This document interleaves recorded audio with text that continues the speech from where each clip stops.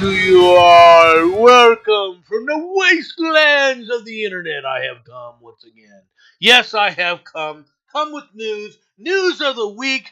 News well, that I consider to be news. All right, and the kind of commentary that basically the news people just don't get. The news commentary that they avoid talking about. The news commentary. All right, to give you or elucidate what the difference is between the facts of the news, all right, and the innuendo. But let's get started, shall we? Israeli Air Force claims hit on Hamas militants in former Gaza school. Yes, ladies and gentlemen, from Xinhua News. I don't know if I'm pronouncing it correctly. The Israeli Air Force launched a precision strike on Hamas militants at a former school compound in Gaza City, the IDF said on Saturday. The statement said that the airstrike targeting the Yafa school, all right, was carried out with the intelligence direction of the IDF and Israeli security agency, and that the militants were planning to commit attacks against IDF troops in the Gaza Strip and against Israeli territory in the immediate future. The statement did not mention casualties of the operation. However, a Palestinian official news agency, Wafa, reported that the strike on Jaffa School, described as a shelter for displaced individuals in the Tufa neighborhood of northeastern Gaza City, resulted in the death of 2 citizens and injuries to several others. The IDF claimed that the militants were operating inside a command and control center embedded within the school compound, calling Hamas's systematic abusing of civilian infrastructure in violation of international law. No, it isn't in violation of international law. Hey, James, welcome. Um, the reality is that these people, and I mean the Hamas people, uh, they don't really care about the truth. They don't care about their own people. You see these people in the United States marching in there, I support Palestine, support Palestinians, and everything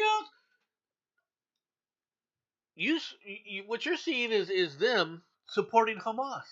You're doing Hamas's job. You're doing the killers, the murderers, the butchers' job. That's all you are. You're not supporting Palestinians. You're supporting Hamas. You're supporting Hamas the same way Hamas supports Palestinians. Use them out there, get them all killed. All right, that's who you are, and you're the exact same. All you little cards. Just put it out there. Dystopian wanted posters on top of health CEOs appears in New York City. Alarming wanted posters of top healthcare executives popping up across New York City prompted police to issue a bulletin warning leaders of rising threats. In the wake of the assassination of the United Healthcare CEO Brian Thompson, videos shared on social media showed wanted signs featuring other healthcare corporate leaders, plastered across traffic control boxes in Manhattan. The menacing posters were erected on Canal Street, one of Manhattan's busiest thoroughfares, flanked with red and black words, "Wanted, denying medical care for corporate profit. Healthcare CEOs should not feel safe." The signs also included the phrase suspected shooter Luigi Mangione, allegedly wrote on the bullets found at the crime scene: "Deny, defend, depose." The alliterative trio of words referenced a book by J. Feynman's titled "Delay, Defend, and Deny: Why Insurance Companies Don't Pay Claims and What You Can Do About It." Well, apparently,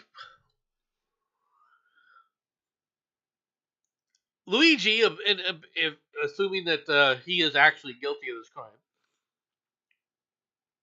all right. Apparently, he didn't read the book enough to know what you can do about it. Because one of the things that you can do about it wasn't kill the CEO of the insurance company.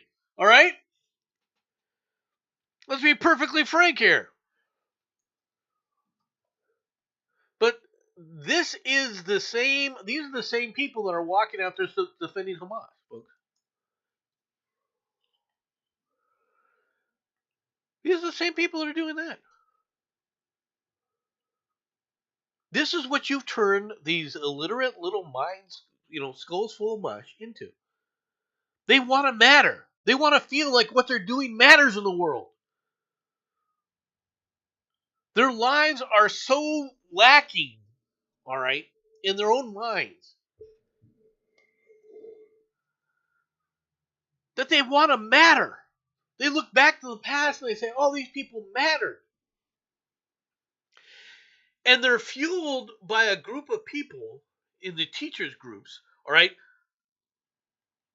that also think that, oh, well, we got to relive the 60s and the 70s, and we got to relive the marches against the oppression of the past.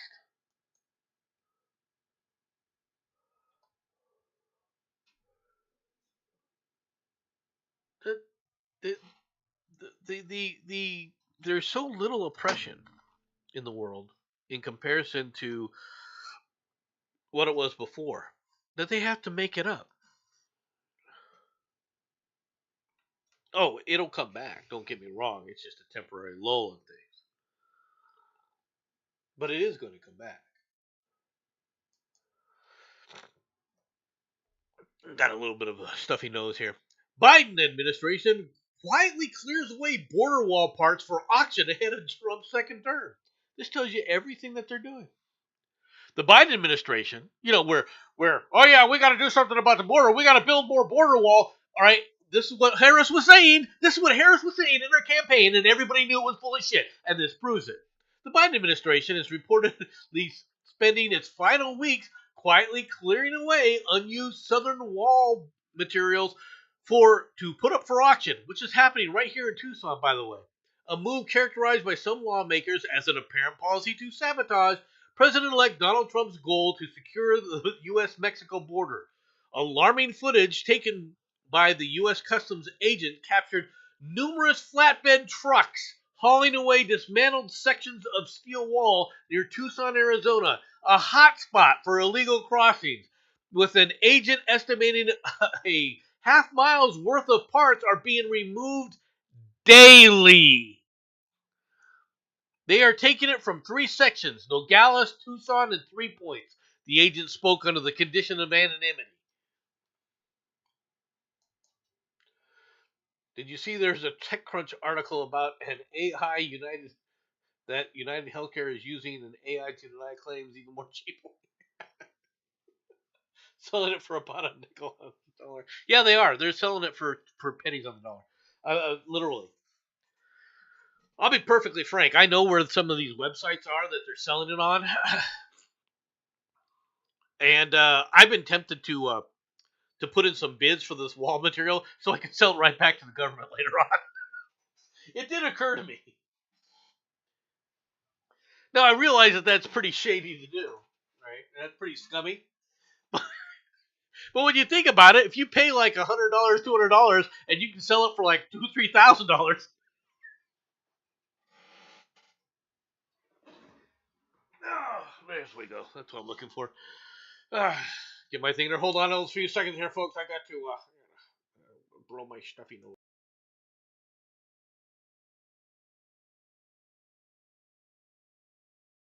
There we go. Much better. Much better. You, this is the crap that these people do. It just proves to you what this is, and yet I know this is the New York Post, but the question still comes down there: why haven't you interviewed these officials? Why haven't you identified who these officials are? Why don't I know the name of the guy who stood up there and told these people to pick this stuff up and go so that we can interview that SOB? So we can stick a microphone in that son of a bitch's face. Why is it that you continue to protect these government officials who are doing this so you can go in there, walk into their office and say, hey, what's going on with it? Who was it that stood up there and told you this? We have this on this guy's name. I want names of people.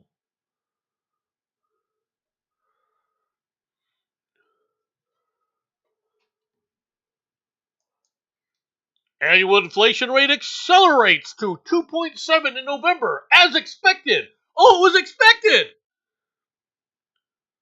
Oh, so Harris and Biden were saying that, well, come November, things are going to get worse from the inflation front. It was expected, huh?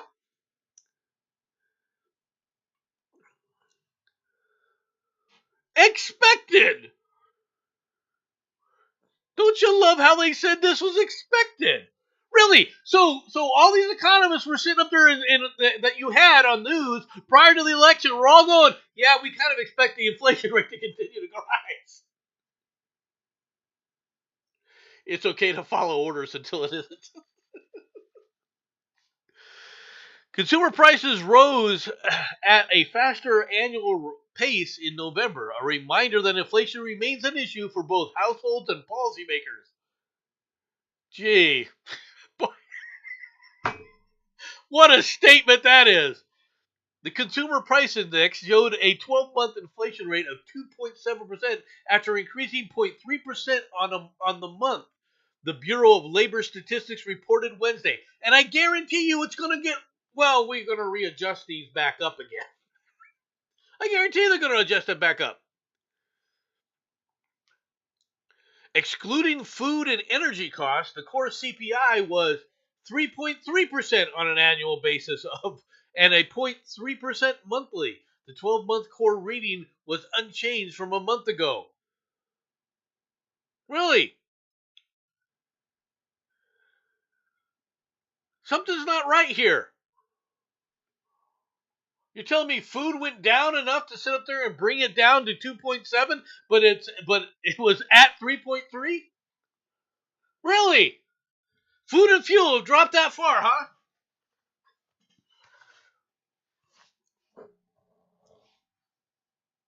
Now fuel has dropped a little bit. I will admit that, but I know why. Because they've been flooding the market. That's why. They've been flooding the market, folks. And they're dipping into our strategic reserves to do it.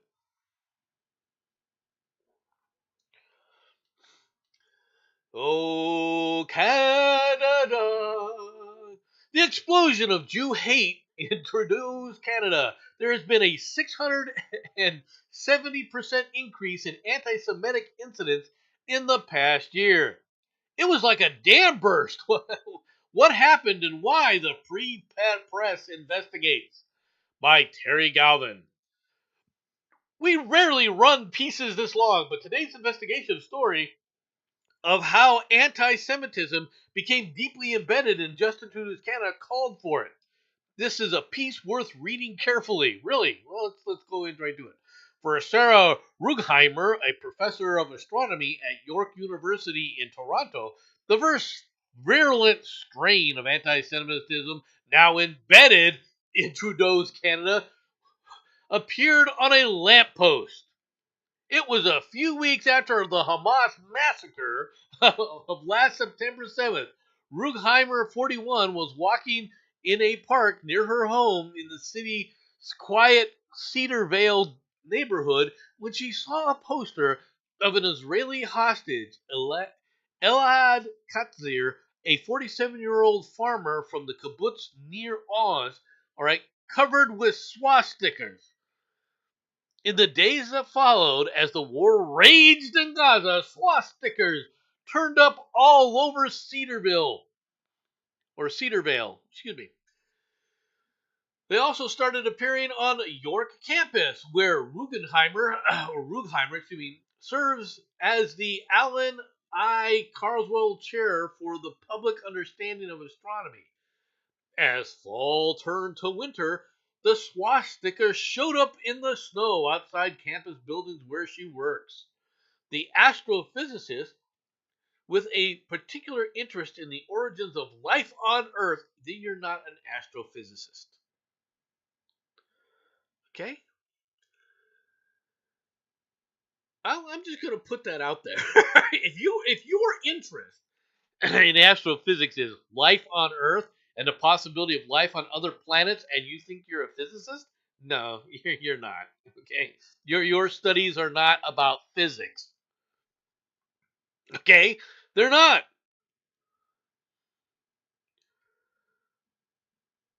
Unless you're sitting up there trying to do certain other things, your investigations are just, oh well, we're going to pretend we know things. Anyway, I digress. Okay, Rugheimer tended to confine her worldly concerns to scientific matters, so the swastikas came as a shock, but worse was to come.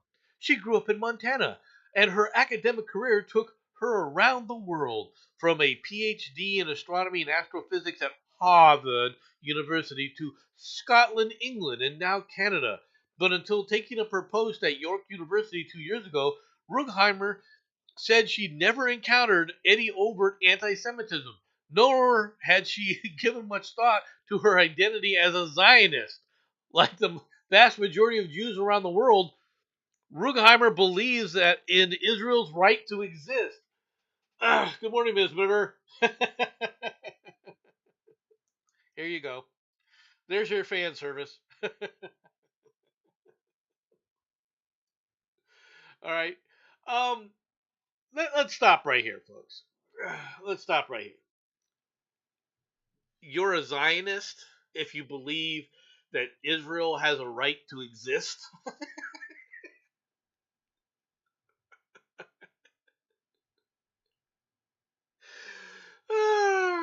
That's a new one, right? She hasn't given much thought of her identity as a Zionist, but apparently she was. Apparently she was a Zionist. Jew hatred was a phenomenon on the fringes, she reckoned. It wasn't on my radar, she told me. Now it's everywhere. Every week there is a major incident in Canada with multiple minor ones every day in my neighborhood. It was it was what most ha- what it was what was happening inside her university that disturbed her the most. York's student unions issued a declaration just after the attack calling for the barbarism of October 7th a justified and necessary act of resistance against settler colonialism, genocide, and apartheid. And I will bet money that this bint was all for making those kind of ridiculous statements prior to where it was directed at her.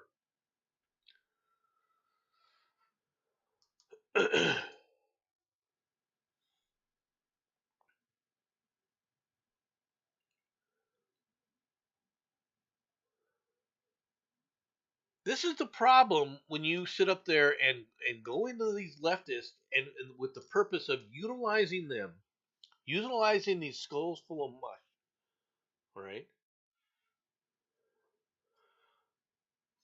You had your wisdom teeth removed.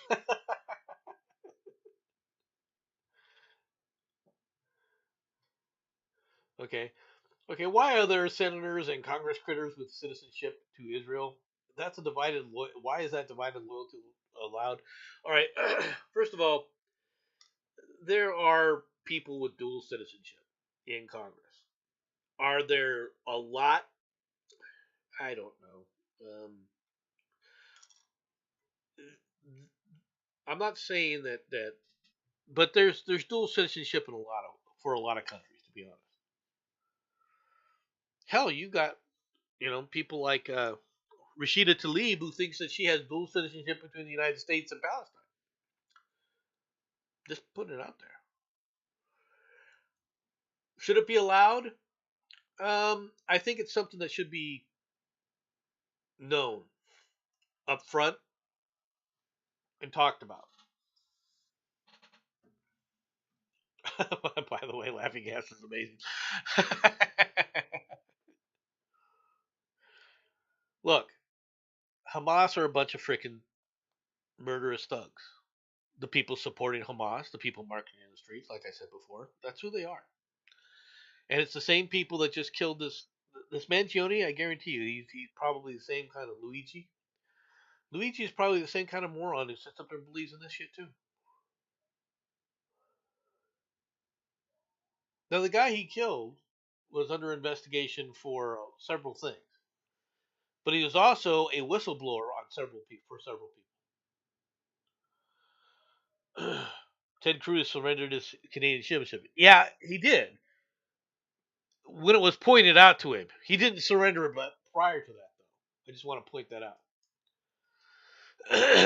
I miss my son, Jordan Neely's father, and DA react to Daniel Pennybury.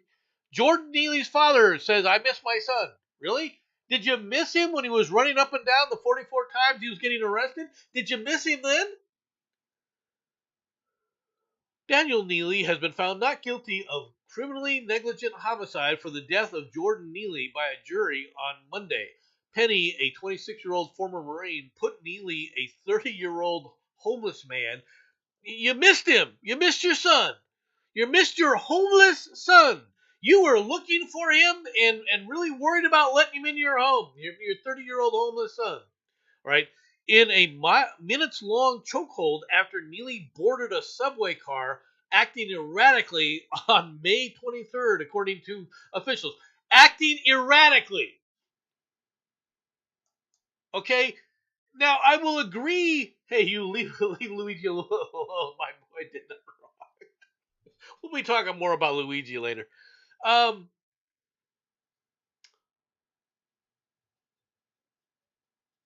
it amazes me how these people are all running around and making these kind of statements. Oh, he was acting erratically. No, he was threatening people.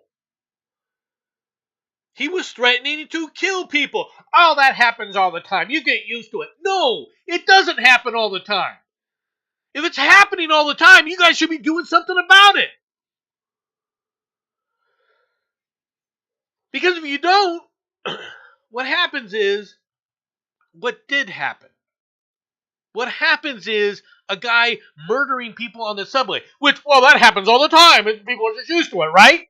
Because it does happen quite a bit.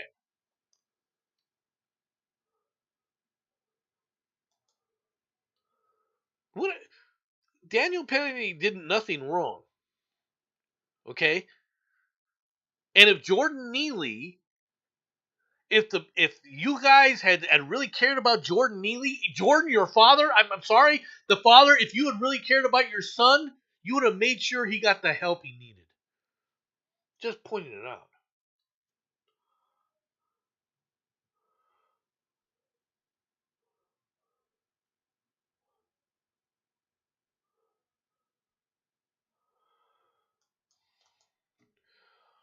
Syria shudders as Assad's prison atrocities come to light.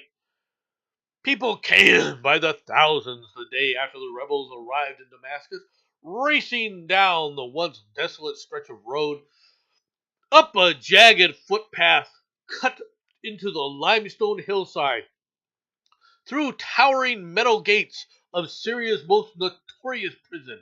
They flooded the halls lined with cells, searching for loved ones who had disappeared into the black hole of torture prisons under Bashar al-Assad's government. Some tore through the offices of the prison, Sedenia, looking for maps of the building and prisoner logs. One woman shoved a photograph of her missing son toward others walking by, hoping someone had found him. "Do you recognize him?" she pleaded. "Please, please, did you see him?" In the entrance of of in the entrance hall of one section, dozens of men with sledgehammers and pickaxes tore up the floors, convinced there were secret cells with more prisoners deep underground. Crowds swelled around them as people clamored to see what they found, pausing only when Israeli airstrikes landed close enough to shake the prison walls.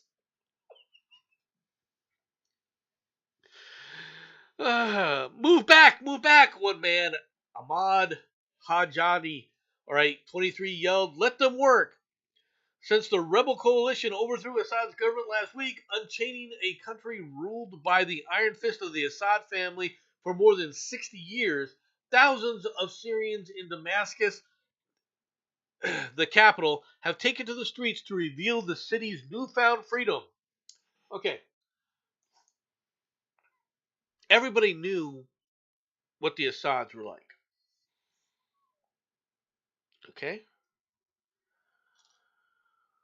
Thomas Friedman of the New York Times wrote an entire freaking story from Beirut to Jerusalem about the region and what you're dealing with, and came to all the wrong conclusions.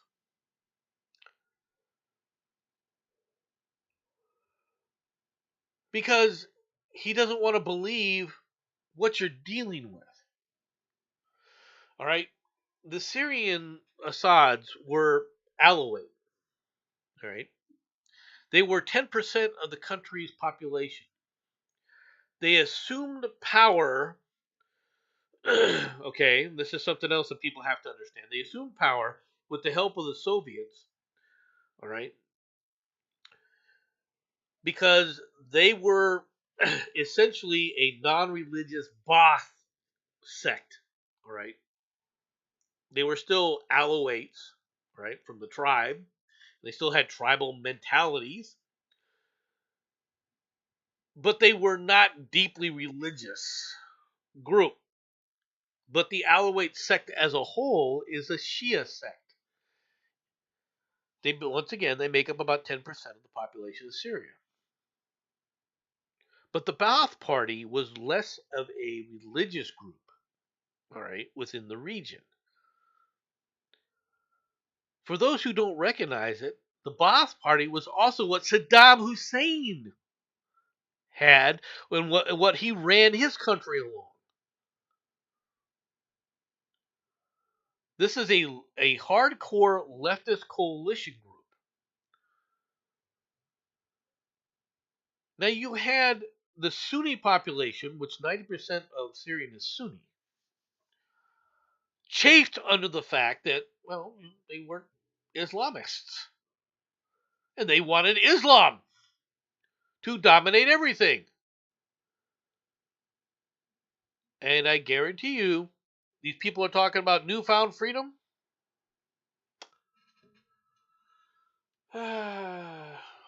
Just wait a few weeks. We'll see what it turns into.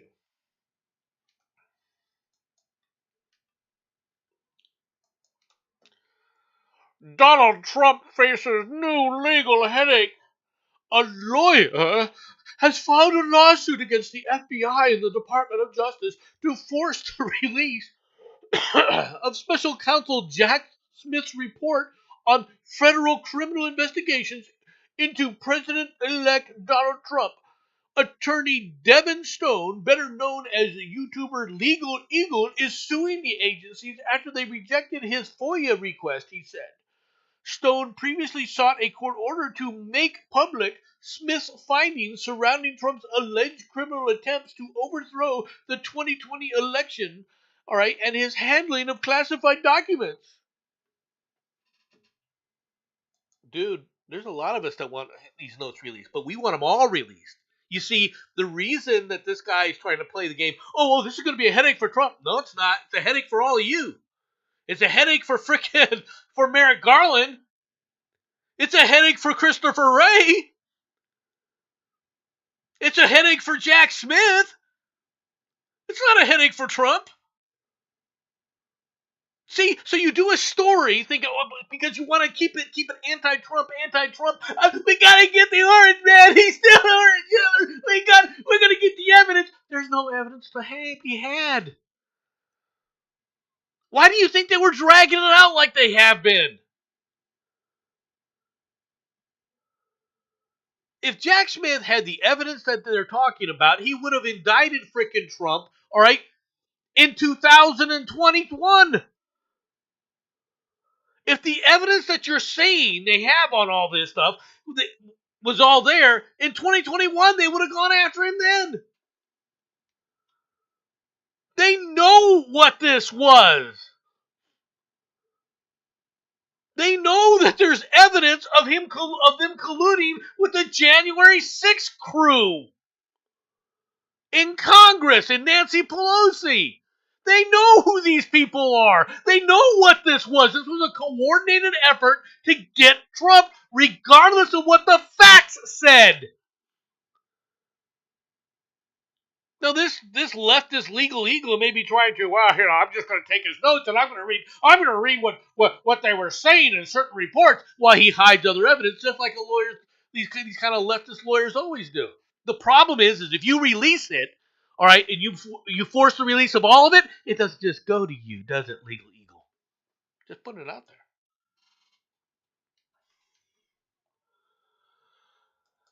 there. Anti-Trump police activist begs for help after thieves stole U-Haul truck with everything she owns, and the response is brutal. No shit, really? A defund the police advocate was left pleading for help to find a stolen moving truck after her U-Haul was nabbed by thieves on the streets of San Francisco. Darcy Bell, who goes by Jerk Cousteau on X, posted a call for help finding the truck that was stolen on December 7th. What a freaking surprise. What a surprise. Hey, folks, I'll be right back. I got to get something real quick.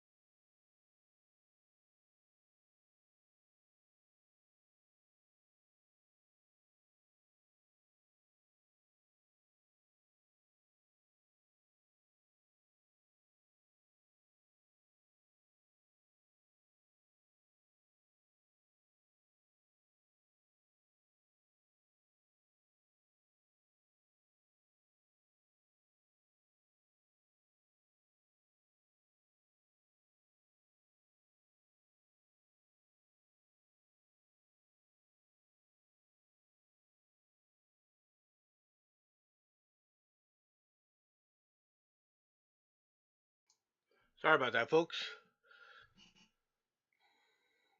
So you have a police activist, anti-police activist, just just just hand out flyers. You gotta understand the criminals. You know, you gotta understand them. Oh, they stole my truck. They stole all my stuff, and I would like it all back.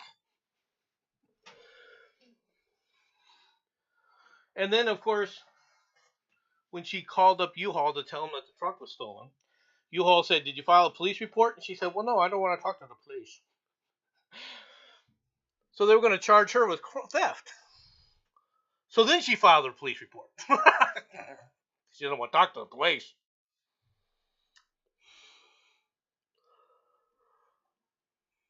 We don't want to talk to the police.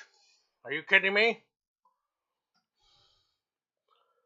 What do you mean we got to talk to the police?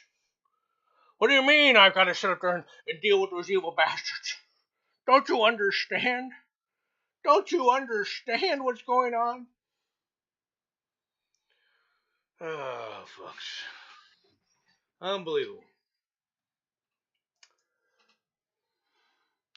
Fed up New Jersey sheriff sends own drone to follow mystery flying objects. What happened left some stunned.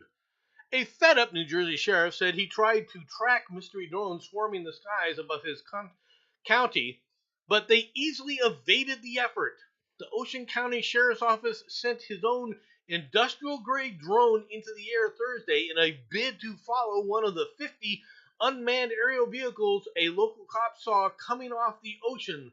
Sheriff Michael Mastronati said. Mastronati? Mastronati? I'm not trying to put your name. I do have a terrible time pronouncing it. The officer alerted the state police, the FBI, the U.S. Coast Guard. Coast Guard officials then reported 13 drones with wingspans of 8 feet following one of their vessels. Mysterious drones, which don't give off heat like more typical versions, swiftly maneuvered out of their clutches, Mastronti said, or told News Nation, according to Rich Hugh.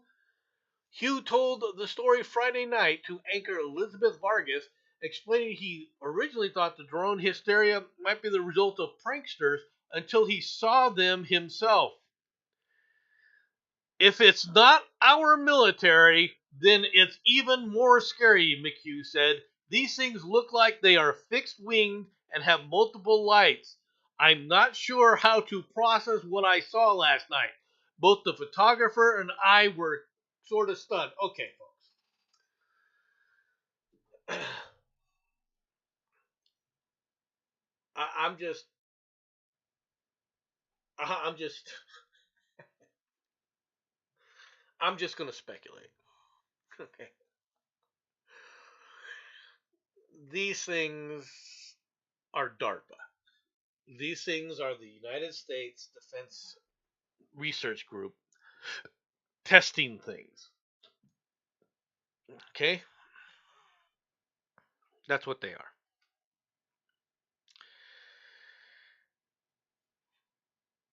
are. They're probably testing things in several different ways. They're probably testing some of the maneuverability. They're probably testing sustainment. They're probably testing multiple different propulsion systems. If you really wanted to take these things down, shoot them down.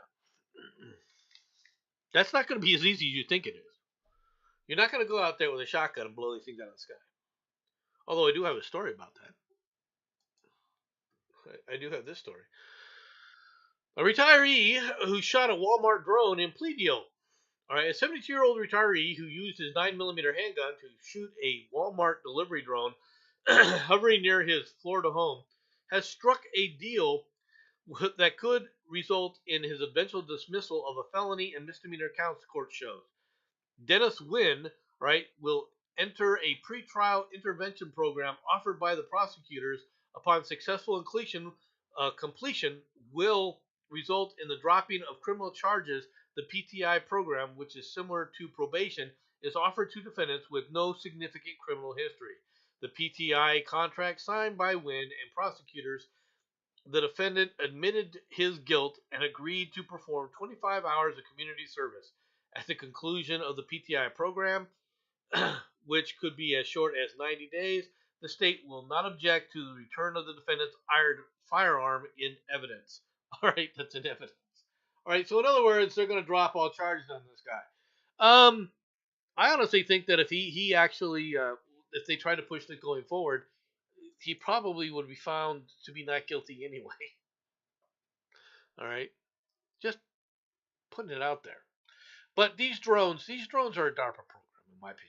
Okay, this is so like what the kind of stuff that DARPA does. And when people say, "Well, it's not the military," it's not these drones aren't the military. Yes.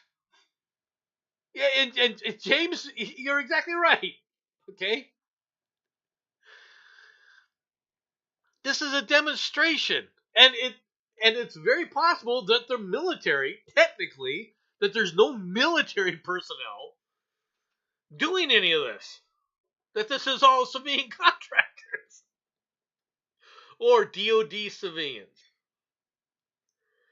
Okay. Now, I will admit that there's probably some DoD civilians in the DARPA program that are doing these kind of things. But they're probably testing a number of different things, not the least of which it wouldn't surprise me if they're testing certain anti-drone programs as well. Is there a drone pilot's American industry? Do you own the airspace on your property? Yes, you do. All right, and he is well within his rights. All right, to blast the Walmart drone. I think it was an Amazon drone. I don't know if it was Walmart, but the thing was is that he had been annoyed by it. Um, but then again, discharging a firearm up in the air can result in people getting harmed later on. You know, when the round comes down. Is it likely? No, but then again, it has happened in the past.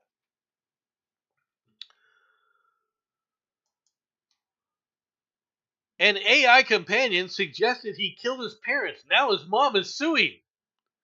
In just 6 months, JF, a sweet 17-year-old kid with autism who liked attending church, going on walks with his mom, had turned into someone his parents didn't recognize. He began cutting himself, lost 20 pounds, and withdrew from his family.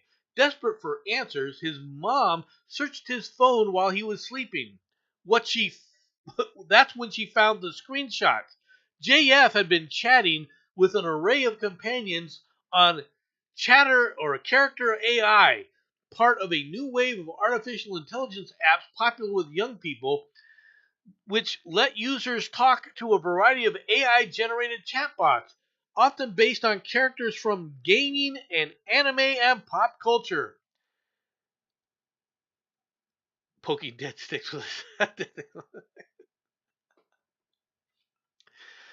One chatbot brought up the idea of self harm and cutting to cope with sadness. When he said that his parents limited his screen time, another chatbot suggested that they didn't deserve to have kids. Still, others goaded him to fight his parents' rules, and one suggested that murder would be an acceptable response. We really didn't even know what it was until it was too late, said his mother, AF, a resident of Upshur County, Texas, right, who spoke on the condition of being identified only by her initials to protect her son, who was a minor, and until it destroyed our family. The screenshots form the backbone of a new lawsuit filed in Texas on Tuesday against Character AI on behalf of AF and another Texas mom who alleged that the company knowingly exposed minors to an unsafe product and demanding that the app be taken offline until it implements stronger guardrails to protect children. A second plaintiff, a mother of an 11-year-old girl, alleges her daughter was subjected to sexualized content for 2 years before her mother found out. Both plaintiffs were identified by their initials in the lawsuit. Uh, I, you know, you read this stuff, and you do have to wonder about this. The complaint follows a high profile lawsuit against Character AI filed in October on behalf of a mother in Florida whose 14-year-old son died by suicide after frequent conversations with the chatbot on the app. The purpose of product liability law is to put the cost of safety in the hands of the party most capable of bearing it, said Matthew Bergman, founding attorney with the legal advocacy group Social Media Victims Law Center. All right. Here, there's a huge risk, and the cost of that risk is not being borne by the companies. Okay, these chatbots, people need to be far more aware of what their kids are getting into. It's one of the reasons why I honestly think that cell phones and things like that are things that need to be taken into account. They need to be taken. People need to be more aware of what's going on with these things. Because what you're going to see pretty soon is this. All right. And where is this going to end up? Ball and order. China unveils an all-terrain spherical robocops to chase down, bludgeon, and catch criminals using net-launching cannons. China has unveiled an unbreakable spherical robocops, which have been seen rolling around cities ready to catch criminals. The AI-powered bots, all right, are capable of not only stopping crime but somehow detecting it too. Gee, I wonder how they're detecting it. Chinese robotics company Logon Technologies, uh, unveiled the RTG autonomous spherical robot in a technological breakthrough the other month. And despite people believing it was all a bizarre marketing stunt, RTG bots have actually been spotted in the streets of China alongside human cops. Footage shows one of the beast balls rolling around the city, carefully patrolling for any potential crime that could occur. The spheres are designed to assist and eventually replace humans in dangerous environments and situations involving crime.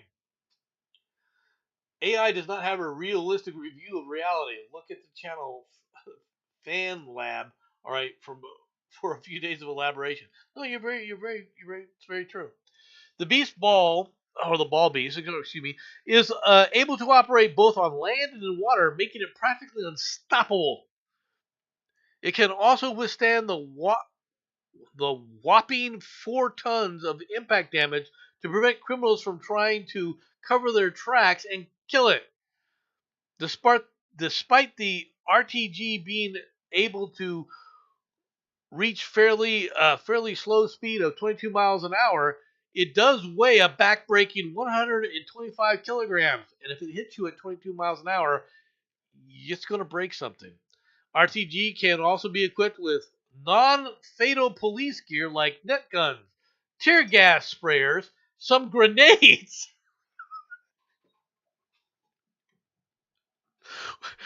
Somehow I don't think non-lethal, all right, police gear, grenades are not included in the non-lethal section. Loudspeakers and sound wave dispersal devices.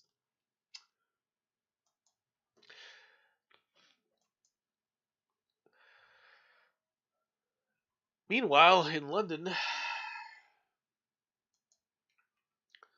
shocking moment, man sets himself on fire in front of stunned police officers in London street after they are called to a domestic row. What is it with self-immolation lately? It's becoming a standard around the world. This is a shocking moment. A man set himself on fire in front of stunned onlookers on a busy London street yesterday morning. Police officers frantically doused the man with a fire extinguisher and covered him with a jacket as he quickly went up in flames. Members of the public can be heard screaming in horror in the clip, which has been widely shared on social media. The man set himself on fire in front of police officers after they were called to a domestic row at an address on North Road in Islington. I'm not trying to butcher your name. The Met said he was taken to a hospital, but his injuries are not thought to be life-changing or life-threatening. That's because they put him out pretty quickly. A police officer was also treated for minor burns, but has since been discharged. A referral has been made to the Independent Office for Police Conduct as the incident unfolded when police officers were already at the scene. Spokesman for the Met Police said police were called at approximately 9:25 hours on Friday, 13th December, all right, to reports of domestic disturbance at the address on North Road N7. All right. Officers attended and found a man in the street who then set himself alight. Officers, along with members of the public, put the flames out. All right, the London Ambulance Service and London Fire Brigade also attended the scene. The man was taken to the hospital. His condition is not life-threatening or life-changing. His next of kin are aware. Uh, the guy needs the guy needs help. The guy needs help.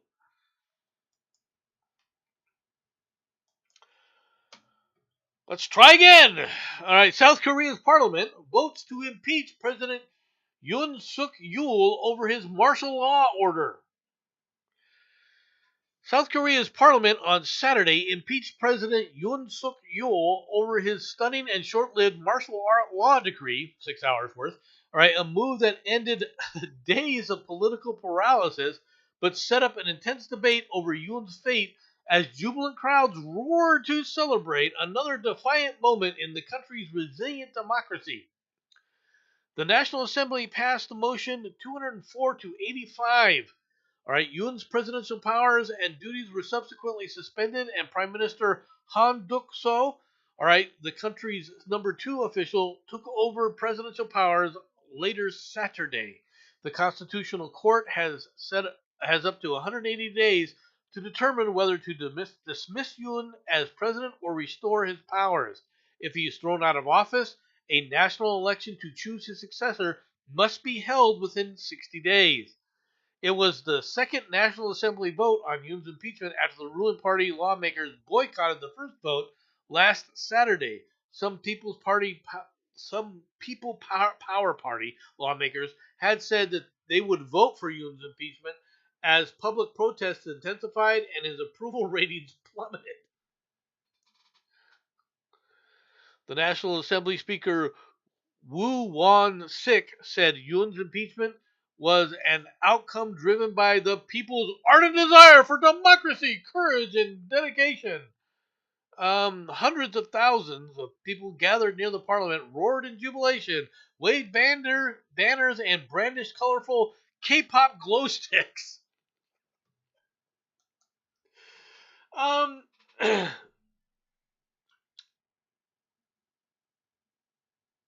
the thing is, we will see how all this ends up. Okay, I'm not defending this guy. All right. And but I'm also not necessarily on the side of the people who are cheering this guy's ouster. And the reason is you can't trust the left. Okay? And that's part of the problem. You don't know who to trust in these situations. And I can tell you though that the quote unquote People's Party is probably a communist party, all right, that thinks that somehow the communism is the way to go. The fact that they didn't mention what the political party's affiliations and what its attitude is tells you what this is about.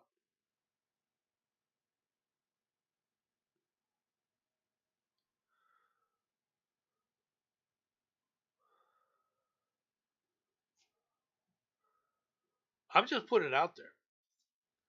They've been going into the throes. South Korea has been going into the throes of some really bad leftist policies lately, and they have harmed the country in a lot of ways.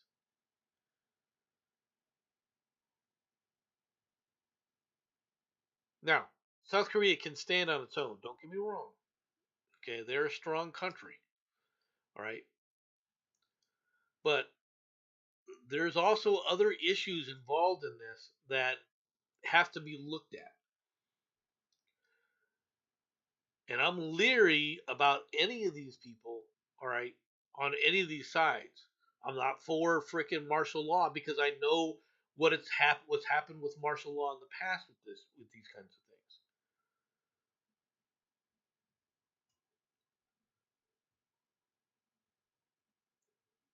There was a time period during a riot situation where the U.S. forces in the I think it's '73 were asked by the South Korean president to move the White Horse Division down south where some of these food riots were taking place. And so the Eighth Army commander said, "Sure, we'll give transportation for that, right?" And they did that until reports started getting back to him from the pilots who said that these guys from the Whitehorse division were jumping off the birds, right, jumping off the helicopters, right, when they landed, immediately locking and loading and open fire indiscriminately on the crowd.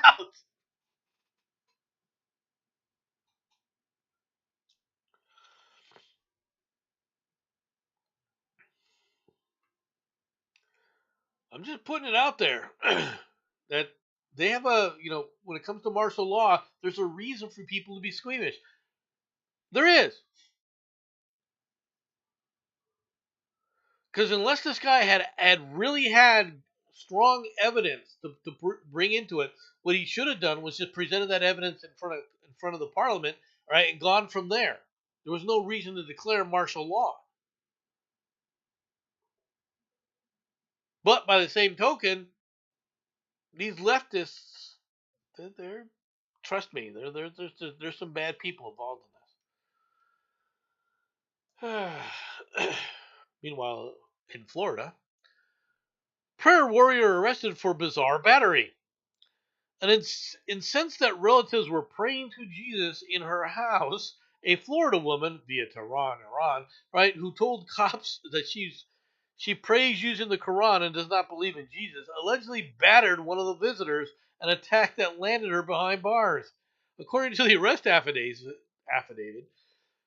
the verbal praying dispute between Sherry Chingney and her brother Peter Chingney, 63-year-old contractor, turned violent yesterday morning. Peter told the investigator he was praying with his wife Nahid using their cross when Chinga got mad at him and told him to leave. Chinga, the cops alleged, first picked up Peter's phone, threw it to the ground, destroying it. When she then went on to attack him, he put up both arms to defend himself, but Sherry bit his right forearm. Seen above, Chingy then threw Peter's stuff out of the residence, broke his cross. At one point, Peter told police. Chingy scratched her own neck and told him, "You're going to jail now."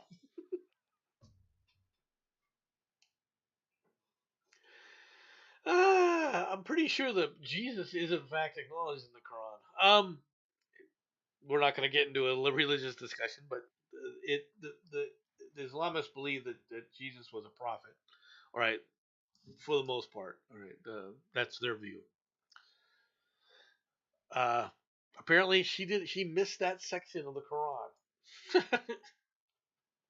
Did you get checked for rabies? It's a good question. It is a good question. Oh my gosh. Zoo director dons costume for surprise escape drill. An Australian zoo shared a video of a surprise animal escape drill featuring the zoo's director playing the part of a fugitive cassowary. All right, Rockhampton counselor for Parks and Sport and Public Spaces, Cherry Rutherford, all right, said the drill at the Rockham Zoo was the first to take place during operating hours with guests present. This year's training was the first live experience and opportunity for staff to put their training into practice. This was stupid. The drill featured Rockhampton Zoo director Liz Bellward portraying the escaped animal in an ostrich costume.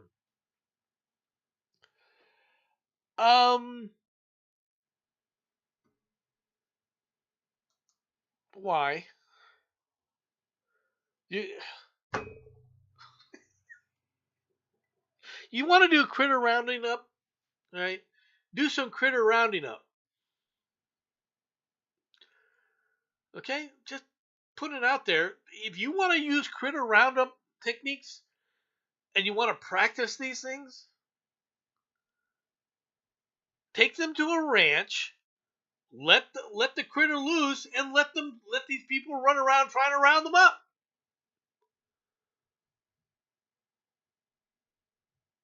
That's the way to do this. You don't sit up there and look at the zoo. Let's give the patrons something to look at. A bunch of stupid people. You're an idiot. This new director should be fired. If she has that much time, she's obviously too freaking. Apparently, the director's office is not too difficult to handle. You can let that be done by AI. Let the AI run the administration. Apparently, this woman has too much time on her hands. Oregon City asked locals to stop putting googly eyes on sculptures.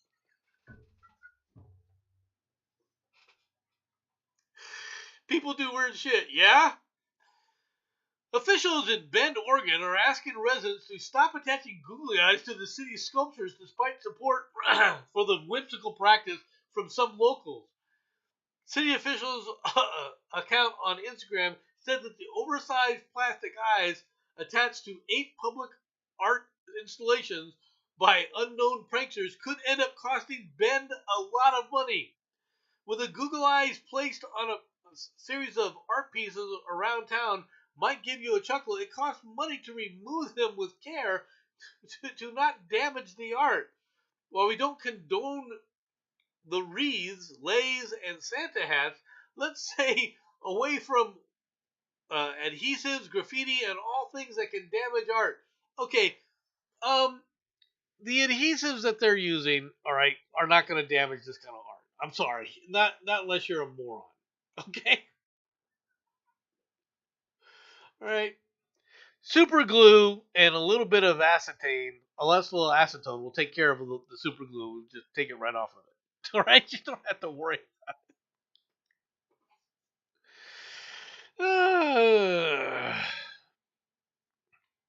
Radiation hounds. Yes, radiation hounds. Chernobyl being proud by mutant wild dogs that have rapidly evolved to survive new fallout, scientists say. Chernobyl has transformed wild dogs into radiation hounds who can survive the deadly nuclear fallout, scientists have revealed. Two stray canine populations, all right, have managed to adapt to the uninhabitable conditions in Ukraine for over 40 years, transforming man's best friend into a mutant mongrel. The studies used 500 dogs living around Chernobyl, Ukraine, all right, who have managed to live in the harsh landscape through miraculous generational adaptation. It's believed that understanding how they survived will help scientists learn more about the health risks involved in radiation. Experts found there are two main groups of dogs, one living around the nuclear power plant and another within the Chernobyl city. Researchers identified 52 genes that could be associated with exposure to the contamination of the nuclear power plant. All 61 of the nuclear power plant dogs and 52 out of 55 of the Chernobyl city dogs were identified as being at least 10% German Shepherd, according to the study. Head researcher Norman J. Kleinman said, in addition to classifying the population dynamics within the dogs at both locations, we took the first steps toward understanding how chronic exposure to multiple hazardous environmental hazards may have impacted these populations. Understanding the genetic and health aspects of these chronic exposures in the dogs will strengthen our broader understanding of how these types of environmental hazards can impact humans and how best to mitigate the health risks. Oh, folks. The Chernobyl dogs, uh, they're surviving. All right. It, it, the thing is that you have to understand is the Chernobyl disaster. All right. Uh, During the old Soviet Union days, I was actually in Germany when this thing happened. All right, on my first tour. All right, and it spread radiation everywhere. The radiation disaster, the disaster at Chernobyl, all right, really has a long term effect on a number of different things. But what it does show more than anything else is that a radiation disaster, and this is the worst type of radiation disaster you could have. Okay, I want you to understand this. This is far worse than Fukushima. People talk about Fukushima. It's nothing compared to what this was, and I mean that. But what people don't know is there's still people working in Chernobyl. All right, there's still people that live in these areas. They have these exclusion zones that they put out and to prevent people from going into these areas, but you're not going to die just by walking into one of these areas. That's not saying that exposure to radiation isn't harmful. Okay,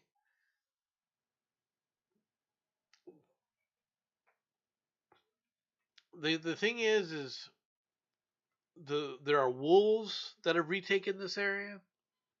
There are dogs that have retaken this area. There's other animals that have retaken this area that are all surviving. And these are populations, breeding populations, something that people thought could never happen. All right. So I want to point this out. It's not saying that this is good. It's not saying that nuclear disasters don't kill people, and this one definitely killed. Several people died of radiation poisoning as a result of this. Most of the firefighters who were initially working there died. That's the reality. They were not told about the disasters and how bad it could be, and quite frankly, their reactions were heroic. Many of them knew, even though they weren't told. Many of them knew what they were doing was going to end up killing them, and they went willingly. One of the pilots who was dropping sand on the exposed reactor, they had told him, you've already done your flights, just don't do any more. And he's like, no, this has to be closed, and I'm the only one who can do it.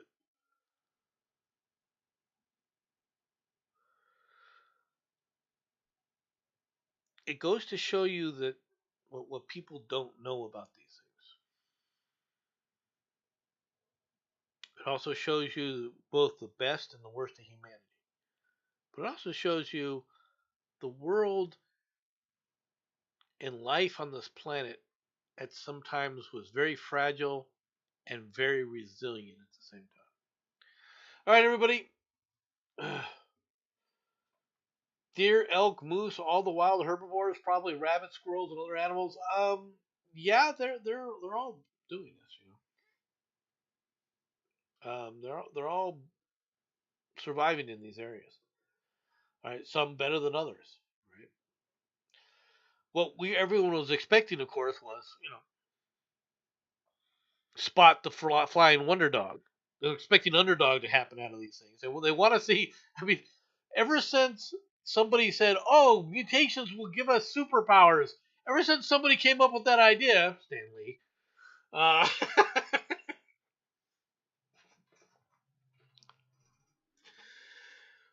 people have been wondering, well, when's it going to happen? Because they want to be the next one that has it happen to them. Just putting it out there. All right, everybody. That's all I got for today. Thanks for listening. Talk to you all later. Enjoy your day. Hope you all have a good day. And it's coming up, and I'm going to start wishing it for everybody. Merry Christmas, everybody. Talk to you all later. Bye bye.